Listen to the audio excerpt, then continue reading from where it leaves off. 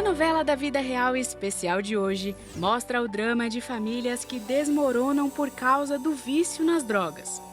Esse foi o caso da família Oliveira, que só não passou a fazer parte da estatística de divórcio, porque o Evangelho de Jesus os alcançou e os restaurou. Acompanhe todos os detalhes dessa história real. Eu nasci em berço evangélico e até minha mãe ela falecer, eu tinha 12 anos de idade. E aí toda a casa se desviou. Começou pelo meu pai, que também era evangélico, se desviou, começou a beber. E aí todo mundo se desviou. Todo mundo foi para um caminho totalmente errado. E aí a gente foi morar sozinho, só os irmãos. Meu pai foi morar em outro lugar. Eu tinha 14 anos. Eu fui morar em uma cidade que chama Taubaté, juntamente com os meus irmãos. E ali foi a maior luta que a gente passou. Tanto financeiramente, eu falo que a gente, quando tinha comida, não tinha gás. Quando tinha gás, não tinha comida. Então a gente fazia fogão de lenha, não tinha energia. Então foi uma luta, assim, a gente chegou a comer até esse umbigo da banana, esse negócio vermelho, porque não tinha o que comer. Então foi uma luta muito grande. E assim, a única coisa que a gente arrumava era bebida, né? Arrumava os amigos com bebida aqui. E aí foi se agravando cada vez mais, se agravando, se agravando. Foi onde eu conheci a maconha a primeira vez. Trabalhava num lava rápido, mas tudo que eu ganhava no lava rápido, ou era para comprar maconha, para comprar bebida, esse tipo de coisa. Não era para casa, né? A gente foi conhecendo outras drogas, né? Bebida, noitada. E isso ainda em Taubaté, no interior de São Paulo. Meu pai foi morar em outro lugar. Fomos morar com ele depois de 2 anos, né? Ele nos chamou para morar com ele de novo, mas todo mundo com a vida destruída. Aí eu conheci ele já bebendo, já fazendo tudo aquilo, fumava, fazendo muita coisa errada. E a gente foi pelo mesmo caminho, daí ficando pior. Foi só piorando, piorando, piorando, até eu chegar no vício da cocaína, que foram 10 anos. O meu pai, ele é mineiro, né? Então, assim, de Lambari. E a gente morava em São Paulo. E aí, só tinha um irmão meu nessa época que trabalhava. Ele trabalhava no depósito de construção e só morava eu e mais 3 irmãos, né? Um outro meu irmão morava na Espanha e as minhas irmãs também tinham ido para a casa da minha tia, né? Devido como que um monte de homem ia tomar conta de 2 meninas novas. E aí a gente resolveu fazer essa aventura, foi para Minas Gerais. Como a gente já tinha ido lá uma vez, meu irmão largou tudo, pediu as contas do trabalho e a gente foi morar em Minas Gerais, né? A gente foi em 96 para Minas Gerais, onde eu conheci a Rafaela. Eu perdi meu pai com 11 anos, então a minha mãe teve que criar os 8 filhos praticamente sozinha, né? Meu pai bebia, né? Meus irmãos acabaram, acho que por essa falta, né, do pai também, acabaram indo para bebida. A gente ficou muito, a minha mãe querendo suprir a necessidade, né, de dar o que comer, acabou também que faltou um pouco, né, de estar mais junto dos filhos, porque eram muitos filhos, né, 8 filhos para criar. Então foi uma infância um pouco assim, foi simples. E só que a gente teve essas faltas, né? Ela trabalhava fora, ela era faxineira. Ela chegava em casa com aquele monte de filhos, tinha que fazer comida, arrumar casa, a gente se cuidando um do outro, né? Aí, no caso, quando o Marcos, né? Eu conheci o Marcos. No começo era a bebida, essas farras que eles gostavam de ficar. Aí teve um episódio do namoro, né? Nesse período assim, que eu descobri um coisinho de maconha, né? E aí eu falei pra ele, eu mostrei pra ele, eu falei assim, você vai ter que escolher, você vai ficar com isso aqui, você vai ficar comigo. E na ocasião, né, ele falou, não, eu vou ficar com você, eu vou largar disso. Acabei ficando grávida na adolescência, né, 19 para 20 anos. No comecinho de 2001, a gente namorava, né, tinha a vida totalmente errada, né, e aí ela ficou grávida.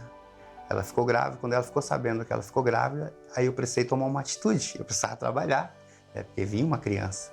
E aí resolvi ir para São Paulo de novo. Já estava em um tempo, né, a gente foi em 96 para Lambari, e aí em 2001, já há 4 anos, né, 5 anos, aí eu precisei voltar para São Paulo para trabalhar, porque em Lambari também não tinha emprego, né, era uma cidade pequena. Aí eu fui para São Paulo, com a promessa de levar ela, né, ela grávida. Quando minha filha nasceu, com 8 meses, eu levei ela para São Paulo.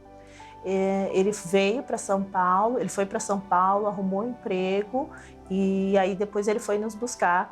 A Maria Eduarda tinha 8 meses. Mas mesmo assim, diante dessa situação, com uma filha pequena, a minha vida não mudava.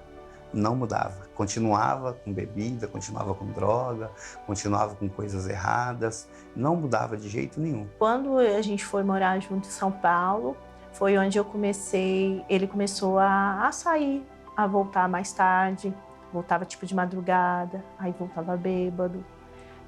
Então eu nunca tive, depois dessa ocasião que eu achei a maconha, depois dessa ocasião eu não percebi, não sabia que ele usava droga, porque sempre estava com a bebida. Então ele sempre estava com aquele efeito, para mim era efeito da bebida, né? Mas ele sempre estava bêbado.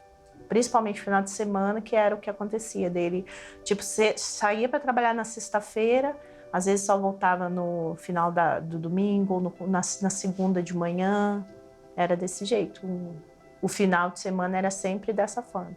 Eu saía de casa na sexta-feira, por exemplo, usava a droga na sexta-feira e ficava fora de casa até na segunda. Ia para casa na segunda-feira, já cheguei em casa na segunda com a Rafaela me esperando no portão para ir trabalhar, porque ela que mantinha a casa. O meu dinheiro era para droga.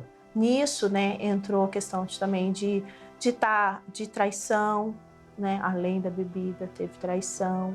Então, aí foi na hora que eu falei assim, não dá mais, né? Não dá mais pra gente ficar junto. Eu era pequena, né? Então não é tudo muito claro na minha cabeça, mas eu lembro muito bem a sensação, o ambiente, a vibe da casa, como era. Né? Eu lembro que às vezes a gente fala, né, que as coisas que a gente tá por dentro, que tá acontecendo por dentro, ela reflete fora. Então a casa, eu lembro que era muito escura. E eu lembro que a sensação era, tipo, de um vazio, sabe? Que tava todo mundo ali meio separado. Não assim, não é como é hoje, sabe? Tava todo mundo separado, cada um na sua coisa. Eu lembro, uma coisa que eu lembro muito clara em uma época é que o meu pai me apresentou uma outra pessoa que ele tava se envolvendo, que não era minha mãe. E eu lembro da cara dela. A bebida não faz mal para ninguém, mas causa um dano na família, né? Imagine, eu lembro de uma situação que a gente morava de aluguel em São Paulo, já tinha saído do apartamento, e eu estava tão bêbado, mas tão bêbado, que eu tive que subir a escada de joelhos, com a minha filha olhando, de tão ruim que eu estava. Não era agressivo, sabe? Nunca bati, nunca fiz esse tipo de coisa, mas o que causava mal era a bebida e a droga mesmo. O clima era muito pesado em casa, isso era muito pesado. Minha mãe, assim, de relance, assim, eu consigo ouvir, sabe, grito, briga, porque era muito frequente em casa. Então, como as nossas crenças, né, o que a gente lembra é muito por repetição, construído por repetição ou por forte impacto emocional, eu acho que esse impacto emocional e essa repetição de estar sempre ouvindo briga, sempre ouvindo eles gritando um com o outro, minha mãe gritando comigo de volta, porque acaba que ia passando, né? Ele gritava com ela gritava com ele, aí ela gritava comigo de volta. Então era meio que assim, sabe? Ela ia me passando isso. E isso foi várias e várias e várias vezes. Muitas brigas, muitas discussões. E é mais disso que eu lembro, sabe? Dessa vibe pesada. E aí o nosso relacionamento foi se acabando, até que nós chegamos a separar, por causa de drogas, por causa dessas coisas, de todas essas coisas que vinham acontecendo, a gente separou durante 1 ano. Acabou que aí, como a gente se separou, ele abandonou a gente, né? Ele saiu de casa. Minha filha até fala, eu tenho uma filha de 22 anos hoje, com 22, mas ela era nova, tinha 5, 6, 7 anos de idade. E eu acabei me separando da minha filha, né? Separei da mãe dela e separei também. Acabou que a minha filha e o meu Gustavo tinham 2 anos, 2 para 3 anos. Eu acabei perdendo a infância dos meus filhos. Eu tinha a opção, né? Eu conversei com a minha mãe, com a minha família. Falou, Rafa, volta pra cá, né? Fica aqui com a gente. Ou manda Eduardo. Eu falei, não. Até que eu comecei a trabalhar e aí onde eu comecei a procurar uma casa para alugar. E nesse período, né, depois que a gente separou tudo, aí foi onde a gente começou a se aproximar de novo, né? E aí a gente resolveu retornar, né, para poder e aí a gente começou a viver nessa casa de aluguel. No caminho para minha casa eu passava em frente a essa igreja. Só que antes de ir para essa igreja, eu fui para outro ministério. Eu comecei a caminhar nesse ministério, aprender a palavra, me batizei nesse ministério. Depois que aí passou um tempo, eu conheci a Igreja da Graça, que é essa igreja que ficava na passagem, né, no caminho da minha casa. Comecei a ouvir a palavra e a palavra começou a transformar a minha forma de pensar.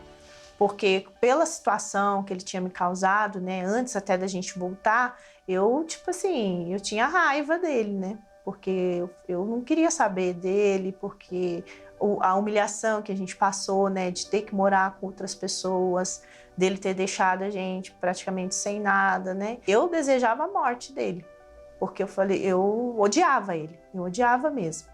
E na Igreja da Graça eu comecei a conhecer a palavra mais a fundo, a ouvir a palavra, e aquilo foi transformando a minha forma de pensar, porque o pastor ele falava assim, o diabo ele veio para matar, roubar e destruir. E aí ele falava dessa questão, às vezes um parente, um amigo seu te causou algum dano e você está com raiva, você está com ódio, é justamente isso que o diabo quer, porque ele quer destruir. Foi onde Deus começou a colocar um amor pela vida dele de irmão. Tipo assim, Senhor, e minha oração começou a mudar. Que aí eu comecei a orar, Senhor, ele não vai voltar para mim, ainda que ele não volte para mim, mas ele é pai dos meus filhos. Ele é uma vida que está sendo ceifada pelo diabo. Então Deus começou a me dar entendimento pela alma dele, pela vida dele, como pessoa, independente da situação que... Então o perdão foi nascendo, né? Que é esse amor de irmão mesmo. Quando a gente se separou durante um ano, a gente começou a se reaproximar, porque eu queria ter contato com os meus filhos e ela deixava eu ficar na casa dela. E a casa dela era perto de uma igreja da graça, né? E eu comecei a ir para a casa dela e ficava na casa dela, até que um pastor lá, o pastor Rodrigo, né? Ele chama pastor Rodrigo, ele via eu com uma bola de futebol, ainda bêbado, eu bêbado ainda, passava com o Gustavo, já tinha o Gustavo, né? E aí eu passava com o Gustavo para jogar bola e ele me chamava. Toda vez ele me chamava. Você joga bola? Vem aqui, o pessoal da igreja joga. Eu nunca quis saber de igreja, nada. Aí até que uma vez eu fui. A nossa aproximação, ela começou quando nós convidamos o Marcos para uma partida de futebol. A Rafaela já vinha aos cultos, né? Já participava das nossas campanhas. Eu estava firme na igreja, na verdade. E o Marcos, ele sempre passava na frente da igreja. E a nossa aproximação, ela começou após um convite para que ele participasse de uma partida, de um jogo de futebol que nós estávamos tendo ali na igreja, né? Eu juntamente com os jovens. E de tanta gente insistir, né? Ele passando com muita frequência na porta da igreja, né? Indo para o trabalho, voltando para casa. E nós então o convidamos para que ele participasse, né? Dos jogos, das partidas de futebol que nós estávamos tendo. E com muita insistência, para a glória de Deus, o Marcos acabou vindo, né? Acabou vindo, jogando, na verdade, algumas partidas com a gente. E isso, na verdade, nos aproximou do Marcos, para a glória de Deus, né? E dessa forma, foi essa estratégia, essa direção que Deus nos deu para que a gente se aproximasse dele. Para a glória de Deus, ele acabou indo, participando, né, dos jogos, e assim nós o convidamos para que ele viesse, participasse também das nossas reuniões. E foi assim que o Marcos ele se achegou, foi assim que ele se aproximou não só de nós, mas também de Deus. Eu comecei a ir nesse futebol toda quinta-feira com ele. E ele fazia oração no começo lá, né? Ele falava, vamos fazer uma oração antes de começar aqui. E aí aquilo foi gerando, né, dentro do meu coração, uma coisa boa. Não sabia o que era, mas era uma coisa boa que me trazia paz. E aí ele até que ele falou assim, hoje eu vou fazer diferente, eu vou chamar todo mundo para uma reunião que eu vou fazer no domingo, é um propósito. E aí eu fui, esse domingo, né? Eu comecei a frequentar nesse domingo, até então a Rafaela não sabia que eu estava indo, só que ela já estava frequentando essa igreja. E eu também não sabia que ela frequentava. E aí eu comecei a orar, falei, Senhor, salva ele, né? Transforma a vida dele. Né? Ainda que o nosso casamento não tenha dado certo, ele é pai dos meus filhos, do meu filho, da minha filha. Então eu comecei a fazer essa oração para Deus. E foi onde, sem saber, ele já começou a frequentar a igreja, né, num outro horário de culto. Mas isso demorou, né? Foi bastante tempo de oração. E aí ela me viu num domingo já frequentando, eu ia na casa dela, né? Eu saía cedo e aí ia pro culto 7 horas da manhã. Eu saía, ela nem via eu saindo, né? Eu dormia na sala, aí eu saía, ia pro culto e depois voltava. E aí à noite eu ficava com as crianças e ela saía para ir pro culto. E eu também não sabia que ela estava indo no culto nessa igreja. E até um dia que a gente se reencontrou dentro da igreja. primeira vez que a gente se reencontrou. Quando eu entrei, eu estava entrando, eu vi as costas dela. Aí eu falei assim, ela tá vindo nesse culto também, nessa igreja. E aí a gente foi se reaproximando, até que Deus ele foi trabalhando, né? Nisso teve um período que ela ficou orando não pela minha vida, né? Para Deus ter misericórdia, para me tirar dessa situação, porque era pai dos filhos dela. Mas isso demorou, né? Foi bastante tempo de oração, mas Deus já estava fazendo a obra, só que a gente não sabia, né? O que estava acontecendo, por a gente não se encontrar, né, no culto. Então a gente não estava entendendo ainda, mas eu continuei orando pela vida dele, pela salvação dele. E o mais interessante de tudo isso aí é que eles participavam dos cultos em horários diferentes. Se ele viesse de manhã, né, ela vinha à noite. Ou se ela viesse no culto da noite, ele vinha no culto da manhã. Mas o agir de Deus foi tão bonito, tão lindo, tão grande na vida do Marcos. Foi dessa maneira que ele se aproximou, né, de Jesus. Quando eu comecei a frequentar a Igreja da Graça, né, nos primeiros cultos, aí tinha esse da libertação, né, sexta-feira da libertação. E eu comecei a participar. Momentaneamente eu não acreditava muito, não, né, falei assim, só que Deus já estava fazendo uma restauração. Eu não tinha parado de beber ainda. Eu estava indo na igreja bebendo. Eu bebia ainda, fumava, né, ainda tinha diminuído bastante a droga, mas não tinha parado. E aí eu comecei a frequentar as reuniões de sexta-feira com o pastor Rodrigo. Ele sempre fazia propósito de corrente, eu falava assim, não, eu vou ser liberto. Não quero fumar mais não quero beber mais não quero usar droga mais não quero voltar para o caminho que eu estava mais não. Aí eu falei assim, se o caminho que ele tinha pregado no domingo, que o caminho era estar na presença de Deus. Eu falei assim, não, então se eu frequentar aqui eu vou ser liberto. E comecei a frequentar toda sexta-feira. Eu acho que deu um mês que eu estava frequentando assim, né, toda sexta-feira, eu já perdi o desejo de beber cerveja. Bebia muita cerveja, bebia bastante. E aí perdi o desejo, de uma hora, de repentino assim. E depois de, eu acho que uns 4, 5 dias, uma semana no máximo, eu já perdi o desejo de usar drogas. E quando foi 3, 4 meses, eu já não tinha vontade de fazer mais nada. De libertação, a libertação aconteceu tudo na Igreja da Graça. Tudo assim, em uma fase muito rápida. Em um período curto de 3 meses, eu já estava liberto. De tudo. Eu não fumava, não bebia, não usava mais drogas. Eu lembro que em uma das reuniões que ele estava participando, eu perguntei, né, na igreja quem não era batizado, que viesse à frente, que nós íamos fazer uma busca do Espírito Santo. E o Marcos estava entre as pessoas ali na frente, o Marcos era um deles. Nós fizemos então a oração, fizemos a busca do Espírito Santo e naquele dia, né, o Marcos ele foi visitado, foi tocado pela presença do Espírito Santo. Após aquela oração, Deus mudou o pensamento, Deus mudou, na verdade, a atitude, a fala, o comportamento do Marcos. E assim, ele então decidiu descer as águas, decidiu se batizar. E foi muito bonito, na verdade, a transformação, o agir de Deus, não só na vida dele, mas na vida do casal, né, e da família, enfim. E aí Deus foi restaurando primeiramente a minha vida, né? Que eu precisava primeiramente ter a vida restaurada, né? Antes de restaurar qualquer outras coisas. Então eu tive a vida restaurada na Igreja da Graça, quando eu conheci. E aí foi só conhecendo mais da palavra, Deus foi restaurando até chegar a um ponto que Deus ele restaurou até meu casamento. A gente sempre brinca que é engraçado porque depois de tudo que isso aconteceu, 1 ano separado, né, o casamento destruído, a gente foi na igreja, começou a frequentar a igreja junto. Eu lembro quando eu coloquei o uniforme de obreiro a primeira vez, que ela começou a chorar. Ela me viu de uniforme de obreiro e começou a chorar. Por que você está chorando? Ela falou, não sei.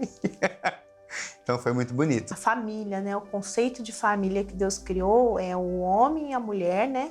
Que deixa a sua família para se tornar um, né? E aí forma a sua família nova, né? E querendo ou não, quando ele se separou, a gente foi quebrada essa aliança, né? De comunhão, de referência. Então a minha filha mesmo, que é a mais velha, teve muitas consequências na adolescência por causa dessa falta que ele fez, né? De estar ali presente, né? A gente sabe a importância de um pai para uma filha, né?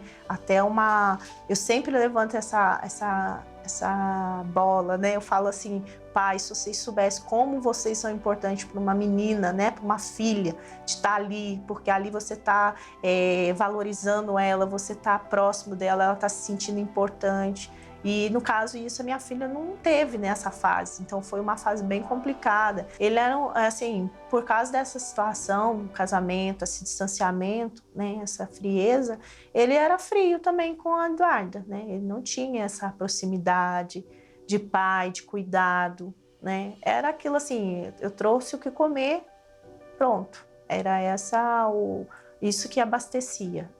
A questão de pai, de estar junto, de estar ali no dia a dia, não tinha, ela não teve, né? Tanto que quando ele retornou, quando a gente teve essa restauração, eu falei para ele, agora você vai ter que conquistar os seus filhos, porque, tipo assim, eles não sabem o que é ter pai, né? Porque não teve essa relação. Então, agora você vai ter que iniciar de novo, começar de novo. Então, foi justamente isso que ele fez, né? É nítido, foi quando Jesus entrou na nossa vida que meu pai e minha família mudou completamente. É nítido, nítido. Tem ali, quando meu pai se batizou, dali pra frente a coisa mudou.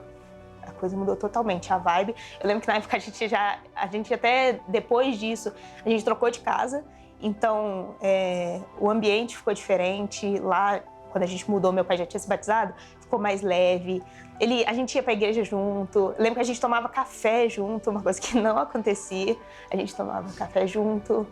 Dá até vontade de chorar, assim. Mas é nítido. Depois que meu pai se batizou, a coisa mudou. Transformou total.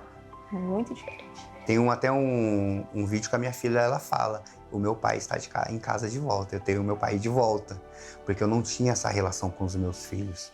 Hoje sim, através daquilo que Deus ele foi mudando na minha vida, foi restaurando, Deus ele primeiramente restaurou a minha vida, restaurou o meu casamento e também restaurou a vida dos meus filhos, juntamente comigo. Agora eu posso falar, né, eu sou pai de verdade. Totalmente diferente do que é hoje. Hoje, falando de ambiente externo, a casa é clara, sabe? O ar, ele é muito mais leve, não é aquela coisa pesada, sabe? Como que eu posso... Não sei, a gente conversa, é diferente, sabe? A gente conversa, eles perguntam, nossa, Duda, como que tá o trabalho, como que tá a agência, como que tá a vida e tal. Tipo, tem uma conversa, tem um diálogo, tem muito relacionamento, muita pergunta, muita reflexão, né? De pergunta, a pessoa responde e a gente pensa, reflete naquilo, vê como que a gente pode melhorar. Por exemplo, pai, nossa, eu tô vendo que você não tá me dando muita atenção, você tá ficando muito longe de casa, muito tempo fora. Meu pai já reflete em cima disso e tenta melhorar. Não é igual antes. Tô fora de casa nada, e sabe? Tudo era muito agressivo, sabe? Hoje é muito mais amoroso, muito mais aconchegante, é bem gostoso agora. E aí Deus, ele, depois desse período de lutas, de batalha que a gente passou, quando Deus restaurou, e aí a gente foi tomar conta de casais, né? Um casal que estava praticamente com a vida toda destruída, o casamento totalmente destruído, o pastor nos convidou para fazer parte da equipe de casais, e aí a gente chegou à liderança dos casais, foi muito bonito. E assim como a palavra de Deus, ela fala, né, que Deus faz infinitamente mais do que pedimos ou pensamos. E foi realmente o que Deus fez no nosso casamento, né? Porque Deus trouxe ele, transformou a vida dele e ainda restaurou o nosso casamento. E além disso, a gente passou a cuidar de casais. Olá, meus amigos. A minha passagem com o Marcos de Oliveira foi em 2015, onde, quando cheguei lá, era um obreiro bem dedicado, empenhado em tudo que ele fazia. Fazia parte do encontro de casais, ajudava os líderes de encontro de casais. E, com o passar do tempo, via nele um potencial, apareceu uma oportunidade e ele assumiu o encontro de casais. E ali, através de palestras, orientações, conselhos, muitas pessoas foram casadas, os seus casamentos foram restaurados. O Marcos de Oliveira foi uma bênção ali na IGD Carlos Gomes, cidade de Tiradentes. Deus abençoe. Então, tipo assim, a nossa restauração, o nosso problema se tornou, num outro momento, cura, né? Exemplo para muitos casais.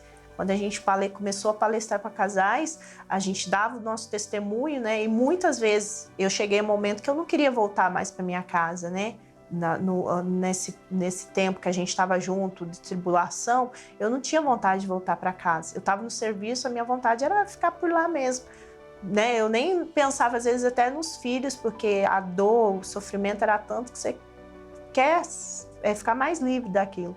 né? Então, eu contando esse testemunho, teve casais que depois, no final, falavam com a gente, nossa, Rafa, eu estava desse jeito, sabe? Eu não estava com vontade mais de voltar para casa, porque entendeu que era algo do maligno mesmo, né?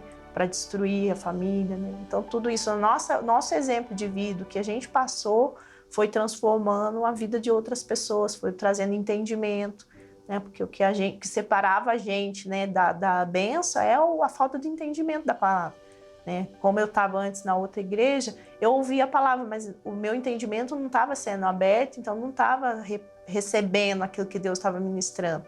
E não havia transformação. Mas quando eu entrei na graça, esse entendimento veio, essa palavra, e aí foi onde começou a mudar a nossa história, né?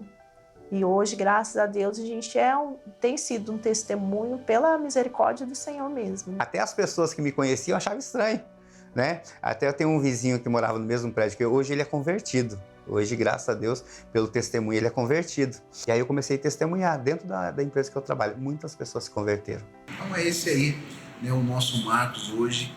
Que Deus possa estar aí abençoando a vida dele e de todos os amigos que escutam, ouvem esse testemunho neste momento. Permaneçam firmes, porque é o que diz nas Sagradas Escrituras, aquele que começou a boa obra, ele é fiel e justo em completar. Então, se ele começou a boa obra, nós temos a plena fé, a plena certeza de que ele vai concluir. Deus é fiel e poderoso para restaurar casais, pois Ele é o Criador da família. Termina aqui mais uma história de milagres, da novela da vida real e especial. Até o próximo episódio.